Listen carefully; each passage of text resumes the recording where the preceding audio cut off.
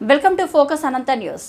వర్షాకాలం నేపథ్యంలో జిల్లా వ్యాప్తంగా విస్తృతంగా చెట్లు మొక్కల పెంపకం చేపట్టాలని అనంతపురం జిల్లా కలెక్టర్ డాక్టర్ వినోద్ కుమార్ అధికారులను ఆదేశించారు. మంగళవారం అనంతపురం కలెక్టరేట్లోని మినీ కాన్ఫరెన్స్ హాల్లో మొక్కల పెంపకంపై వివిధ శాఖల అధికారులతో జిల్లా కలెక్టర్ సమీక్ష సమావేశం నిర్వహించారు. ఈ సందర్భంగా జిల్లా కలెక్టర్ మాట్లాడుతూ చెట్లు మొక్కలు పెంపకం కోసం DFO, social forestry, BC welfare, social welfare, ICDS, DEO, ఉపాధి హామీ తదితర శాఖల పరిధిలో కార్యాచరణ ప్రణాళిక రూపొందించాలన్నారు. జిల్లాలో పచ్చదనం సంతరించుకునేలా మొక్కల పెంపకం చేపట్టాలన్నారు.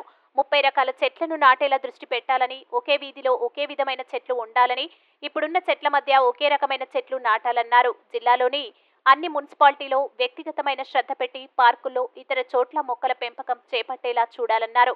మొక్కల పెంపకంలో స్వచ్ఛంద సంస్థలను గుర్తించి భాగస్వామ్యం చేయాలన్నారు.